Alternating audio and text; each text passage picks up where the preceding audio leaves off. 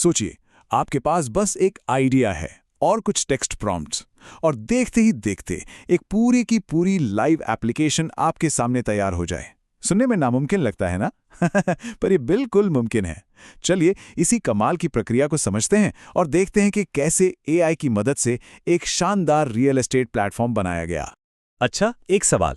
क्या हो अगर एक सिंपल सा क्यूआर कोड आपका 24/7 काम करने वाला रियल एस्टेट एजेंट बन जाए? कोई छुट्टी नहीं, कोई इंतजार नहीं, बस यही वो एक सवाल है जिसके जवाब में ये पूरी एप्लीकेशन बनी है। तो ये सब शुरू कैसे होता है? कहानी की शुरुआत होती है एक बहुत ही आम सी हरकत से। मान लीजिए कोई घर खरीदने में दिलचस्पी रखता है और वो किसी प्रॉपर्टी पर लगे क्यूआर कोड को अपने फोन से स्कैन करता है। बस यहीं से सारा खेल शुरू होता है। जैसे ही वो स्कैन करते हैं, वो तुरंत एक एआई के साथ चैट करने लगते हैं। और ये कोई आम चैटबॉट नहीं है, इसे उस घर के बारे में सब कुछ पता है, हर एक डिटेल। तो अगर वो पूछते हैं क्या इसमें एक हीटेड पूल है, जवाब बिल्कुल फौरन मिल जाता है। और पर्दे के पीछे क्या हो रहा होता है? ठीक उसी पल उस खरीदार के सवाल और उनकी कॉन्टैक्ट इन्फॉर्मेशन सीधे रियल एस्टेट एजेंट के प्राइवेट डैशबोर्ड पर पहुंच जाती है। मतलब रियल टाइम कनेक्शन। एक भी संभावित ग्राहक हाथ से नहीं जाता। तो जैसा हमने देखा, ये कोई जादू नहीं है, इसके पीछे एक बहुत ही सोचा समझा प्लान है। अब जब हमने फाइनल प्रोडक्ट देख लिया है, तो चलिए इसे बनाने के तरीके को समझते हैं। इसकी शुरुआत होती है एक बिल्कुल साफ 4 चरण के रोड मैप से। ये पूरा प्रोजेक्ट 4 बहुत ही सिंपल फेज में बटा हुआ है। पहला, डिजिटल नींव रखना। दूसरा, एजेंट के लिए डैशबोर्ड डिजाइन करना। तीसरा, आम लोगों के लिए वेबसाइट बनाना। और चौथा, यानी आखिरी फेज, एप्लीकेशन को लॉन्च कर देना। यही है पूरा एक्शन प्लान।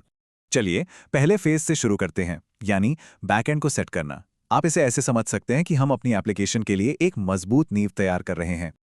और इस नींव का सबसे जरूरी हिस्सा है फायरबेस। इसे आप एप्लीकेशन का इंजन या दिमाग भी कह सकते हैं। ये यूजर लॉगिन, डेटा को स्टोर करना और फाइलों को मैनेज करने जैसे सारे मुश्किल काम संभालता है। और सबसे बढ़िया बात, इसके लिए आपको एक लाइन का भी सर्वर कोड लिखने की जरूरत नहीं है। फायरबेस में बैकएंड को सेटअप करना बहुत ही सीधा साधा काम है। बस ये 4 चीजें करनी है। एक नया प्रोजेक्ट बनाना है, ईमेल और पासवर्ड से लॉगिन को चालू करना है, डेटाबेस बनाना है, और आखिर में एक बहुत जरूरी कॉन्फ़िगरेशन कोड को कॉपी कर लेना है। और ये जो कॉन्फ़िगरेशन कोड है ना, यही सबसे जरूरी है।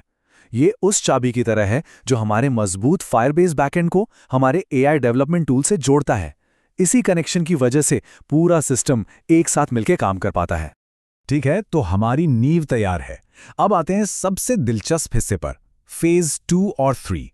यहां हम किसी एआई आर्किटेक्ट की तरह सिर्फ टेक्स्ट प्रॉम्प्ट्स का इस्तेमाल करके पूरा एप्लीकेशन इंटरफेस डिजाइन करेंगे। और नतीजा देखिए, गूगल एआई स्टूडियो में एआई को सिर्फ टेक्स्ट में निर्देश दिए गए कि एजेंट का डैशबोर्ड कैसा दिखना चाहिए, और आउटपुट में क्या मिला? लॉगिन पेज, प्रॉपर्टी ग्रिड और मैसेज इनबॉक्स के साथ एक पूरी तरह से काम करने वाला एजेंट पोर्टल। कमाल है ना? ये पूरी प्रक्रिया एआई के साथ एक बातचीत की तरह है।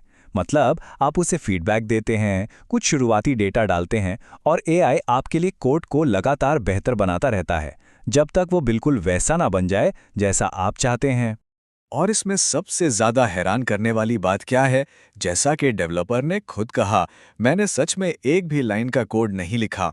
ये बात पूरी तरह से दिखाती है कि डेवलपमेंट का तरीका अब कितना बदल चुका है। और अब हम पहुंच गए हैं आखिरी फेज पर। इसमें हम एप्लीकेशन को दुनिया के लिए लाइव करेंगे और ये समझेंगे कि इस पूरे सिस्टम में डेटा एक जगह से दूसरी जगह कैसे पहुंचता है।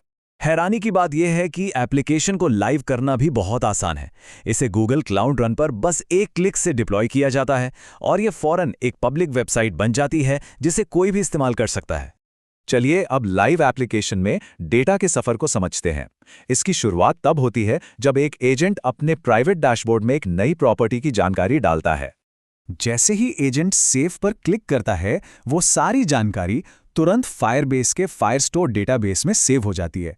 ये कनेक्शन एकदम रियल टाइम में काम करता है, बिना किसी देरी के। और इसी के साथ ये डेटा का सफर पूरा होता है। बैकएंड में जो भी अपडेट होता है वो उसी पल पब्लिक वेबसाइट पर दिखने लगता है, जहां खरीदार उसे देख सकते हैं। सब कुछ अपने आप, सब कुछ रियल टाइम में।